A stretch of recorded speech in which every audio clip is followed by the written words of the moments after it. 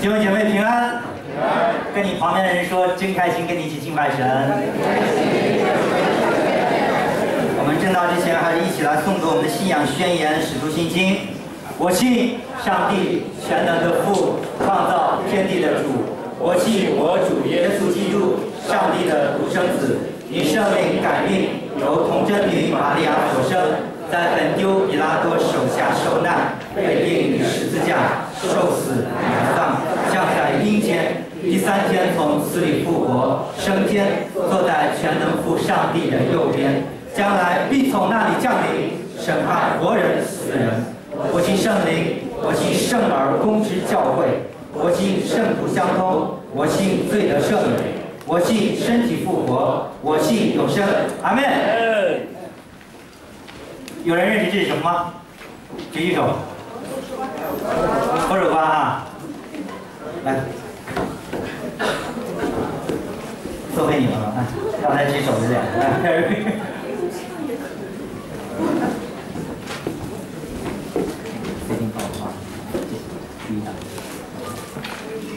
对，好，这是佛手瓜哈。佛手瓜是一个非常像那个我们看《西游记》那个人参果哈，孙悟空吃人果。哦，我一看到这个图像就想起人参果了，就是一接一大串啊，一接一大串，特别容易接的一种蔬菜啊。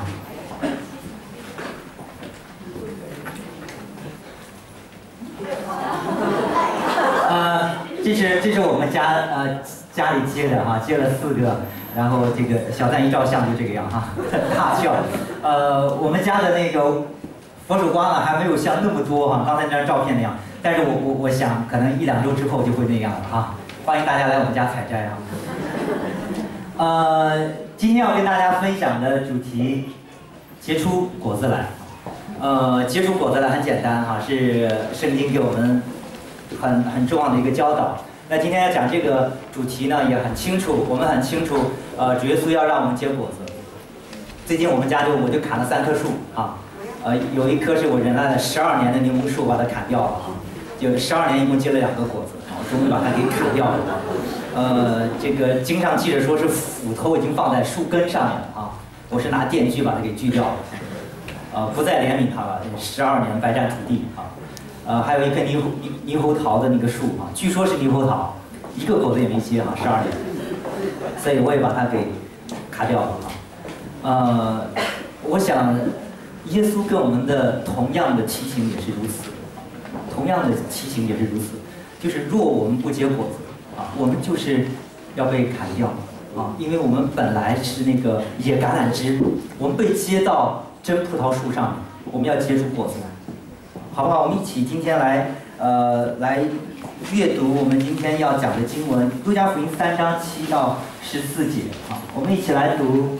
约翰对那出来要受他洗的众人说：“毒蛇的种类，谁指示你们逃避将来的愤怒呢？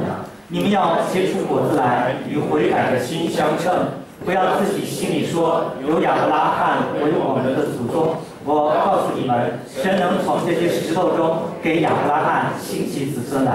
现在斧子已经放在树根上，凡不结好果子的树，就砍下来丢在火里。”众人问他说：“这样我们当做什么呢？”约翰回答说：“有2件衣裳的，就分给那没有的；有食物的，也当这样行。又有税吏来要受洗，问他说：‘夫子，我们当做什么呢？’除了立定的数目，不要多取。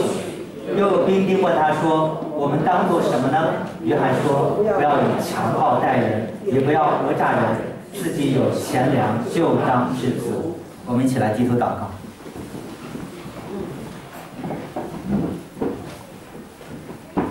天父，我们来到你面前，来你献上我们生命的感恩。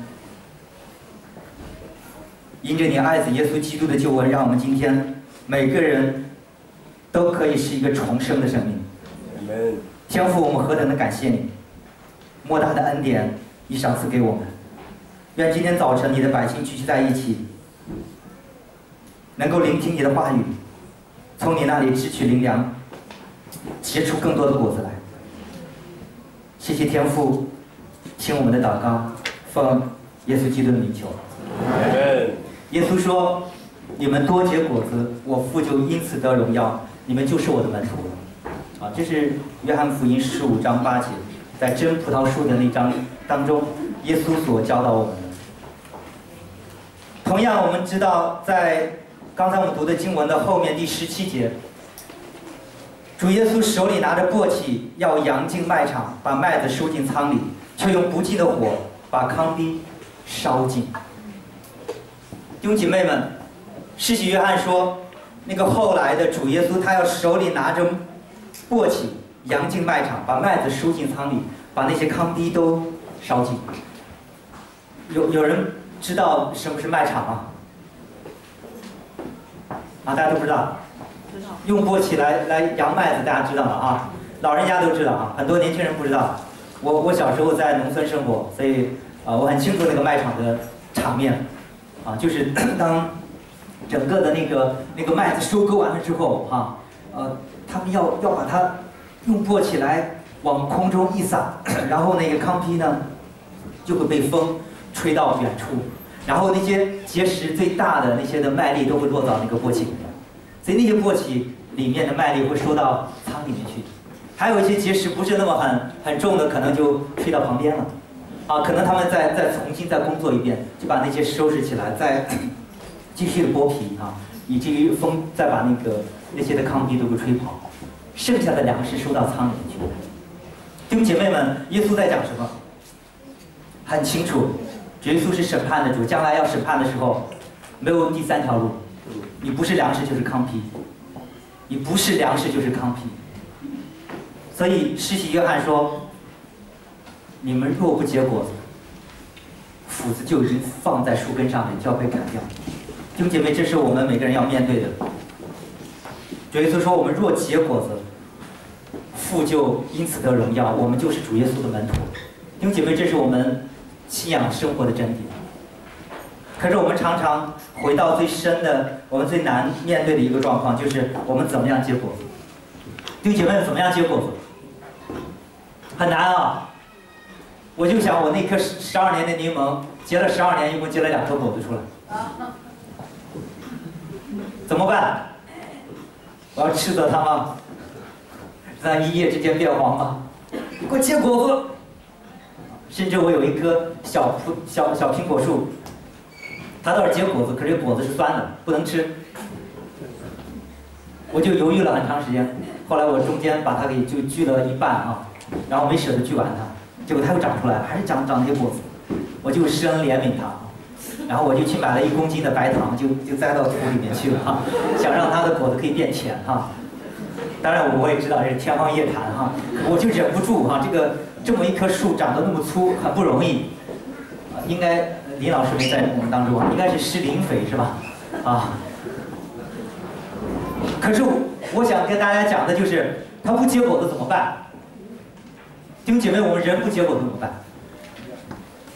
当我看到那个满架子上面都是那个佛手瓜的时候，我就在想，我妈妈去年种的那么2个佛手瓜可以长成那么一片，我就在想，我跟雅丽说，今年我们一定想方设法，一定再往里要种上2颗佛手瓜下去。为什么？因为它可以结很多的果子，甚至我都不怎么浇水，它就全部都长起来了。我们很喜欢这种结果子的植物，甚至是树木。我4、5年前种了一棵杏树，哇，满树的全是果子，哇，就看着就非常喜爱。同样的，我们也很喜欢跟那些多结果子的基督徒在一起，是吗？是吗？阿们。我常常去找造师哥我每次跟他谈完之后，我笔记都能记好多页。我常常跟一些很多结果子的弟兄姐妹交谈的时候，我就觉得我灵里面被喂养，特别的感恩，他身上的果子喂养了我的生命。弟兄姐妹，我们想要成为这样的人，圣经上也教导我们要成为这样的人，要多结果子。我们从施洗约翰的呐喊当中，我们一起来学习这段经文要给我们讲的功课。结果子真的是非常非常的难。大家知道这是什么吗？梯子啊。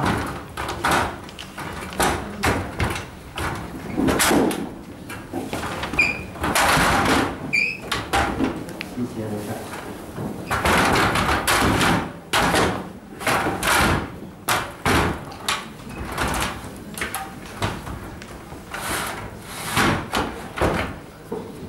因为我要爬这个梯子，所以我一定要把它弄安全，要不然我就会摔下来。感谢赞美主。可以，你在那边好，好，谢谢。就顶着这个梯子啊，这个地方有点卡住，我借来的梯子啊，抱歉。我想我们要怎么样来结果子？我们很多的时候，包括我们每一个基督徒，我们在信仰当中也非常容易像这个世界一样，就是我们不断的在往上爬。世界的人会读完了本科，然后读研究生，不要让我摔下来哈。读研究生，然后呢，继续再读硕士、博士，啊，博士完了之后还有博士后哈，博士后完了之后呢，哎，你觉得博士后读完了，其实还有好多呢哈，这个世界可以给你很多的挑战，还是可以拉伸的哈。读完了吗？没有读完，还有继续。我要到大学里面去教课，我要当教授，我要当教授，副教授、正教授，当完正教授我要当院长，当完院长我要做教育部部长，直到习近平退休的时候，你可能再接习近平的班儿。这是世界上的模式哈，可能我们在做生意，在公司里面也是如此哈，当职员、当 manager， 然后开公司哈，然后怎么样？可是弟兄姐妹们，很多的时候我们基督徒也是如此，我在努力爬梯子，生命不好，遇到瓶颈怎么办？你遇到瓶颈了怎么办？好好回去读经祷告，有没有灵修啊？没有，来教会服侍，磨练你的生命，好好来服侍，我来做场外招待。我做完场外招待，生命又遇到瓶颈了，怎么办？你来带敬拜吧，啊，刚才带敬拜带的还不错啊，继续操练。然后呢，你应该要进行神学装备，因为进行神学装备啊，你很多真理不懂、不清楚，啊，我们再去读神学院。读完神学院觉得你就读了一个 diploma， 你要不读个 bachelor 啊，你这个神学院可能不太有恩高啊，要不去美国读啊，然后读完了之后你的生命遇见瓶颈，你是不是应该更多的祷告啊，姐妹？更多的祷告，去闭关吧哈，去祷告山1个月禁食，刻苦灵修，然后你要更多的来亲近神，神又必亲近你们。弟兄姐妹，我们在做什么？我在一级级的往上爬，为了更亲近神，为了更亲近神，是吗？很多的时候我们都是在这样爬梯子，爬的某种状况当中，我们都被蒙蔽。可是岂不知我们的上帝他不在这里，他在哪里？他在底下。腓立比书第2章，他本有神的形象，却不以自己与神同等为强夺的，反倒虚己，成为人的样式，取得奴仆的样式。弟兄姐妹们，谢谢刘帅。弟兄姐妹，这是我们的生命的光景。很多的时候，我们基督徒也容易在这样的光景里面打转。我们不晓得，原来我们已经在爬梯子了。在基督徒的生命当中，我们也流入到世界的这样的一个循环里面。我们希望更爱主，我们希望主可以给我更多的祝福。可是其实我们已经落入到一个蒙蔽当中。这个蒙蔽可以蒙蔽很多很多的基督徒，甚至我在很长一段时间里面，如果不警醒的时候，我也很容易陷入到这种状况当中。弟兄姐妹，这是一个最重要的给我们的一个启示，我们不要像世界的人一样在爬梯子。上帝不是让我们这个样努力的去够到他，好像我在教会里面服侍越多，我神学装备越多，我一定是越讨神的喜悦，我跟他的关系一定越近。对不起，我绝对没有否定刚才的服侍，我要更多的神学装备。我只是挑战大家，在这之前，我们有一件事情一定要做，而且是要反复不停的做，否则这些东西都没有用。那就是什么？施洗约翰大声的疾呼说：“你们这些毒蛇的种类！”施洗约翰是要骂人的。你们这些毒蛇的种类，你们要结出果子来，与悔改的心相称。施洗约翰在说什么？你们要悔改。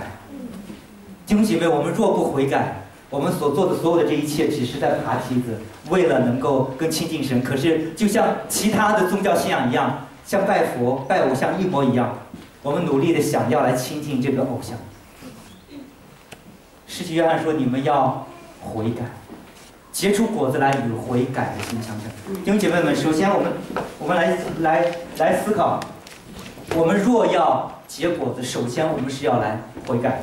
弟兄姐妹，悔改真的是不容易，悔改真的是不容易。可是这是我们得救之道。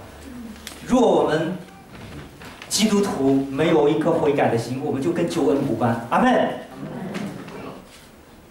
很多的时候，我们结不出果子来。可能在某一段时间当中，我们悔改的心不够，我们觉得那个不是恩典的是我该得的。很多的时候，我在抱怨，我在发牢骚，我在没有办法很喜乐的面对我信仰的时候，我相信我要回到原点，就是我不再爬这个梯子。我知道我现在最要紧的做的一件事情，来到神面前来悔改，来悔改，悔改之后才能够结果子，悔改之后结果子是自然而然的事情。阿门。阿门。我们努力的结果子，可是结不出来，为什么？因为我们没有悔改心。没有悔改心。我检查我自己的内心，常常抱怨的时候，常常生命不得力的时候，往往里面悔改的心非常非常的少。我不觉得我自己有错，我不觉得自己有罪，我甚至觉得我自己做得很好，都是别人的错。特别反映在夫妻吵架上。若不悔改的时候，那个关系没有办法恢复。阿门。常常我们吵完架之后，传道人嘛总要先去大部分了先去，哎呀，对不起，我错了那对方一定会问一下，你错在哪儿？那他问这一句呢，其实就能够让我们显明出来，我是不是真的悔改拜托，我给你道歉已经是我很属灵了，我很爱主了。你还要得寸进尺，问我错在哪儿能不能给我留点面子真正的认罪悔改就是因为1、2、3、4、5那个地方我做错了，我不会说1、2、3、4、5，因为这些原因，所以我才做错了。弟兄姐妹们，这是我们非常难对付的一个生命的功课。可是我想借着这个经文，我们一起来学习，悔改、认罪是我们结果子最重要的一步，而且是必不可少的一步。阿门。圣经当中提到了一个人物，叫撒该，他是一个税务局的局长。税务局的局长撒该在认罪悔改接受耶稣之后，他把一半的财产都给了穷人。他说他讹诈了谁，他就要还他4倍。弟兄姐妹们，悔改所结出来的果子就是真实的、非常自然的可以流淌出来的一个果子。他愿意悔改，因此他有悔改的生命，所以他可以把他从前是视财如命、仗势欺人、讹诈勒索人的这样的一个行为，一旦悔改向主之后，他可以立刻顾念穷人的需要，然后做出赔偿。他可以欢欢喜喜的来祷告，他不会为将来忧愁。弟兄姐妹，这是撒该给我们的一个悔改的果子。在教会当中，我们若常常这样的悔改，我们就能够结出更多神所喜悦的果子来。启示录路加福音第13章第5节，耶稣说：“我告诉你们，不是的，你们若不悔改，都要如此灭亡。”这是讲到了西哈楼的倒塌，压死了18个人。耶稣很清楚地告诉我们，所有的人若不悔改，都要如此灭亡。不是那些人因为 accident 因为事故死掉了，乃是因为若不悔改，都要如此死亡。在教会当中，圣灵也启示老约翰对以弗所的教会发出了如此的警告。所以应当回想你是从哪里堕落的，并要悔改，行起初所行的事。他们丢弃了那起初的爱情。弟兄姐妹，教会也要时常悔改。教会是谁？就是你跟我，我们也要时常悔改在神的面前。为什么？因为圣灵曾经对以弗所的教会如此的警示，岂不知对我们今天的教会也要警告？若我们不悔改，我们把起初的爱心丢弃了，我们就没有办法结出果实来。阿们。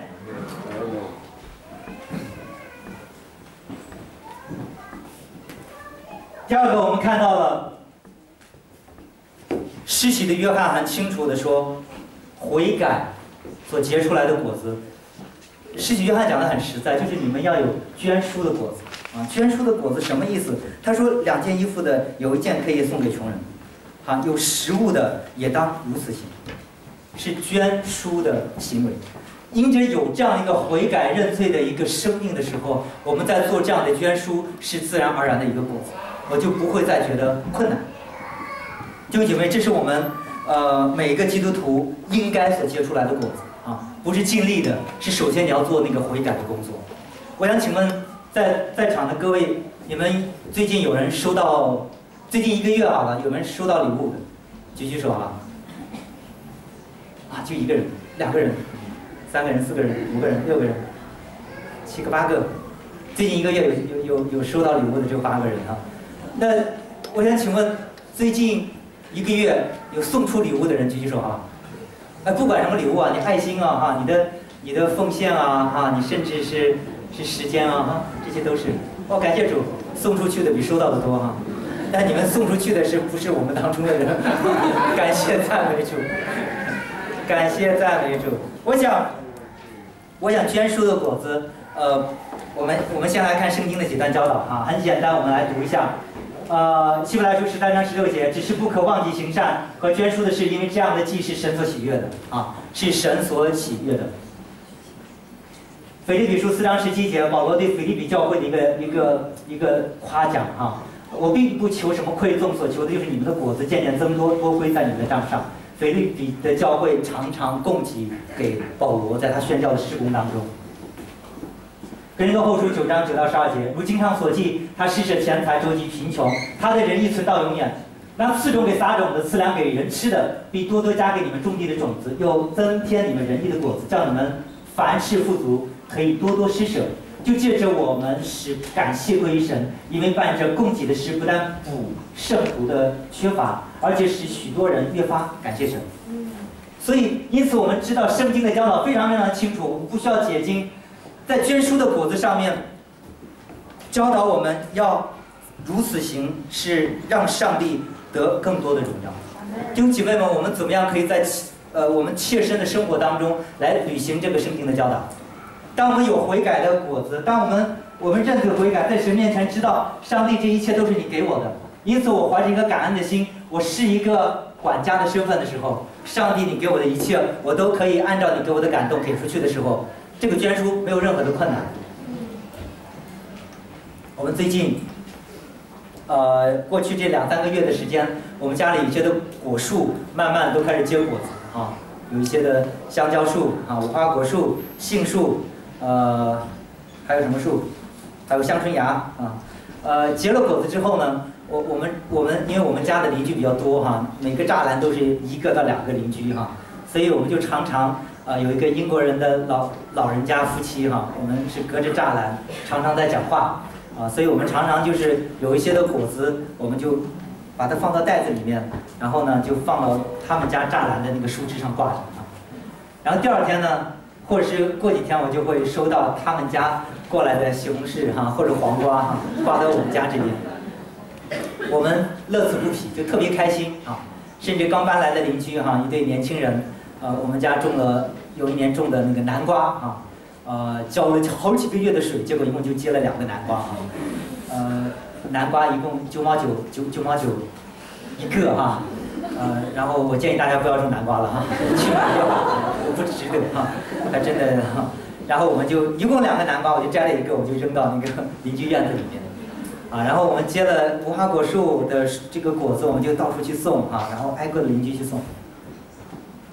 我就发现就这么简单的哈，这么简单的一个捐书，一个跟邻舍的这样的一个互动，我们收到的果实却是果实累累哈。我真的很兴奋，一定要跟大家讲我们的邻居对我们做了什么哈。我们的邻居出海钓鱼啊，钓完鱼之后呢，就5条 snapper 就给我们啊，而且还要壳拎干净啊，切成生鱼片哈，放到那个袋子里面就给我送来。然后我们的邻居特别喜爱我们的孩子啊，当我们去送给他们礼物，常常送礼物的时候，这个抱着孩子，孩子都要在他们家大吃一顿啊。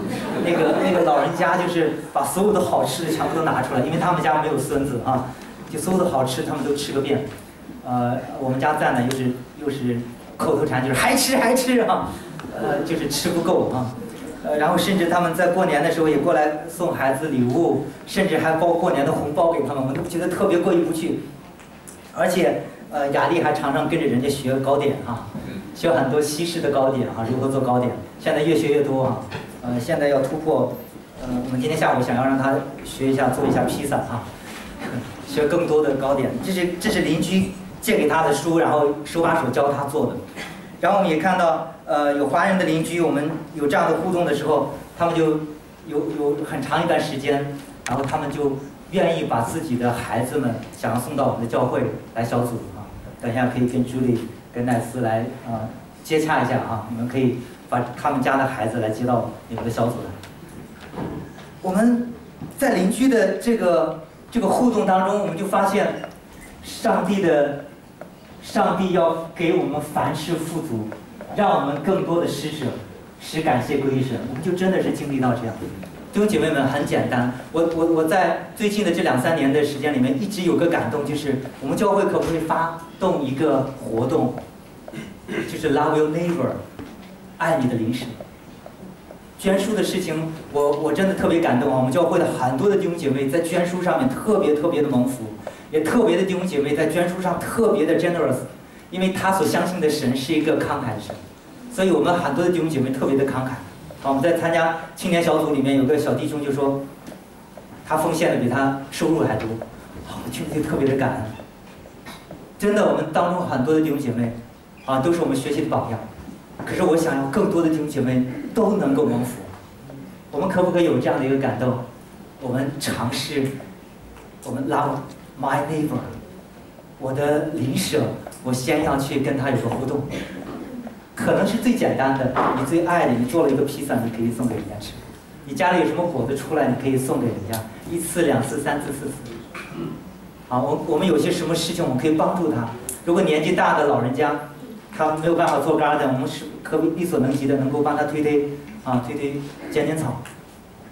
弟兄姐妹，如此我们才能够行主的道，如此我们才知道主的道也在我们生命当中可以让我们凡事富足。阿们，才能够归荣耀给神。仁义的果子，施洗约翰说，除了立定的数目，不要多取。我们常常碰到很多的弟兄姐妹，甚至我们的家人，会给我们一个挑战，就是信了主，你怎么在社会上混？你怎么能够立足于社会？甚至很多的基督徒的家长对孩子的担忧也在如此。我的孩子要成为一个虔诚的基督徒，怎么可能在中国大陆这样的复杂的环境当中混下去？弟兄姐妹们，我要挑战问这样问题的人：你信的到底是什么？你信的到底是什么？你有没有自己真正的在神面前认罪悔改？这个信仰是超过我们生命的。如果有，我们就不会问这样的问题。你需要在这个世界上混吗？你需要在这个世界上取得那些不当的不义之财吗？施洗约翰讲得很清楚，你们这些毒蛇的种类，要结出果子来，与悔改的心相称。对我们每个基督徒挑战都是一模一样的，就是我在这个世界上做任何的行业，我都要无愧于我的主，除非我要付代价。那个代价你要用什么样的付？工作吗？我可以辞职不干，你可以吗？生意吗？不管是1000万的生意，还是100万的生意，还是1万的生意，我可不可以 ？No。我不可以得罪我的主。这是我们每个基督徒要付的代价。你可能会来到教会跟小组长 argue， 那我还怎么混嘛？可是这是你的选择。晨曦传道上一次的讲到，你要选择生命，不是选择财富。阿们。这是我们基督徒的信仰，这是我们要选择的路，不是那么容易的，是要付代价的。每一件事情我们都要付代价。这个事情我选择的背后，我要付很多的代价，但愿我们不是付上生命得救的代价。仁义的果子，腓立比书1章11节，并靠着耶稣基督结满了仁义的果子，叫荣耀称赞归神。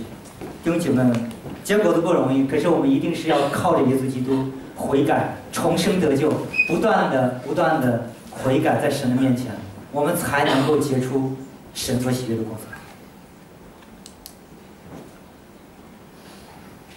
我想请金百兰上来，我们多一点时间回应。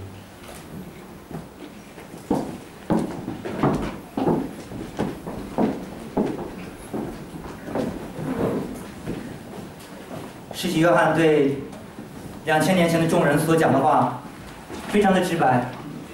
我相信同样对我们今天的基督徒也很直白。重点是我们愿不愿意照着去做。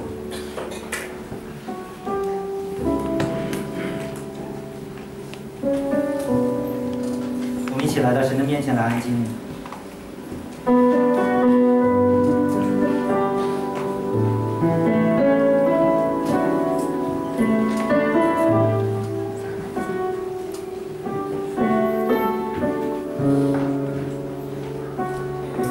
结出果子来，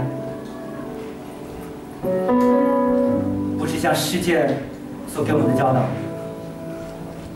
我只要施肥，我只要有阳光，我只要照顾好它，就能够结出果子。结出果子来，最根基的是我否定自己，靠我自己结不出果子来。我一定要认罪悔改，知道我自己是个罪人，靠着那爱我的耶稣基督，领受复活的生命，结果子是自然而然的事情。基督信仰是需要你和我不断的回到原点，不断的回到我们的救主面前，认罪悔改，求主充满我们，我们才能够结出他所喜悦的果子。盼望今天早晨真理和生命同样进入到我们生命里面，帮助保守教会，帮助保守每一个基督徒，每一个慕道的朋友，真实的面对自己的生命，让我们每个人都可以成为一个悔改的生命，一个能结出果子来的生命。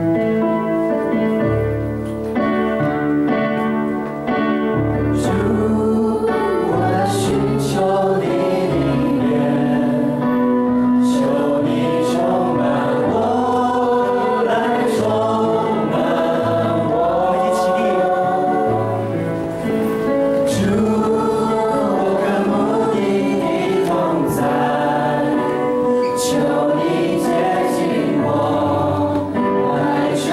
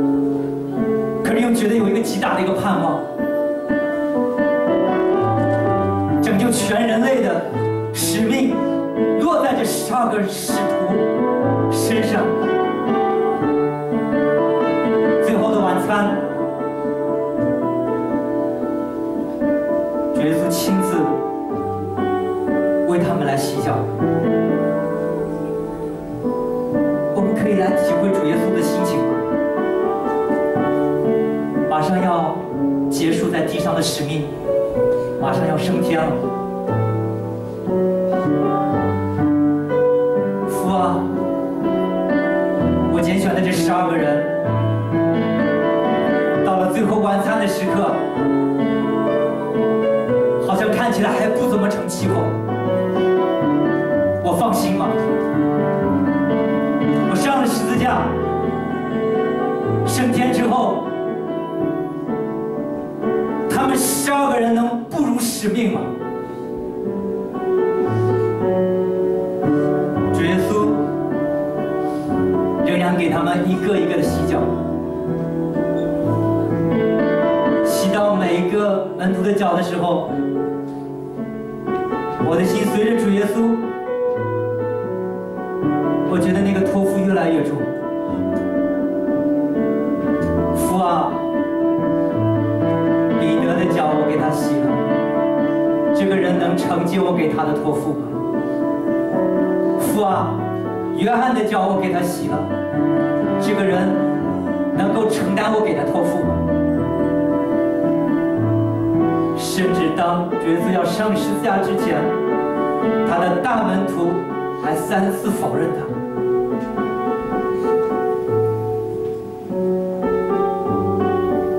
弟兄姐妹们，我们来到主耶稣的给门徒托付的最后的晚餐这个画面当中，我们来求圣灵来光照我们。今天我们如何来领受主耶稣给我们的托付？这12个门徒2000年前是多么的不堪重用，多么的不靠谱。可是直到如今，教会建立起来了，福音遍传了。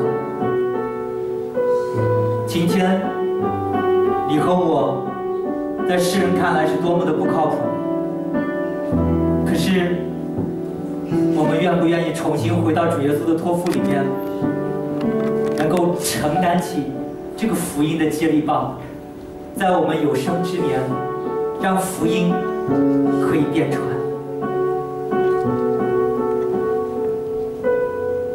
求主在2000年前对他门徒的托付，今天同样托付在我们身上。悔改，结果子，将荣耀归给神，这是主耶稣对我们每个人的托付。天父，我们向你献上我们的感谢，谢谢你的爱子耶稣基督，谢谢你的施恩，你的怜悯，谢谢圣灵，谢谢真理不断的浇灌，提醒我们每个人要在你的恩典当中站立得住。谢谢天父，愿你持续在我生命当中做工，持续的悔改，持续的结果子。当我们继续低头默想祷告的时候，我想请问在场的慕道的朋友，若你还不是基督徒，今天你愿意回应上帝对你的呼召，愿意承认自己是个罪人，愿意认罪，愿意接受耶稣基督成为你生命的主，也结出悔改的果子来，以至于让你的一生都服侍主，走永生的道路。我相信是上帝亲自感动了你，要呼召你回到他的家。我邀请你举起你的手。有没有这样亲爱的朋友，你今天有感动想要来信耶稣，愿意承认自己是个罪人，将你的一生交给主？我邀请你向我们的主来举手。有这样亲爱的朋友吗？悔改、认罪，在主的面前，不是一时的冲动，乃是我们一生要做的事情。结果子也不是一时的冲动，乃是我们认罪之后，自然而然会结出来的。你羡慕这样的生命吗？我邀请你向爱你的主来举手。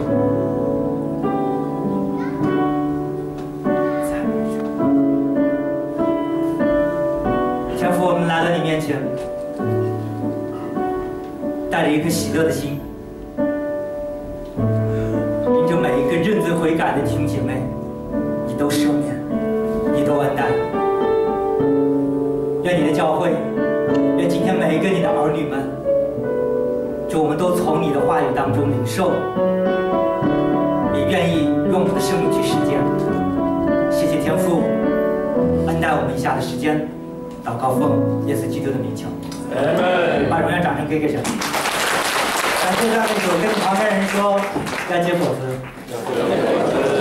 你们请坐，把时间交给艾瑞克弟兄。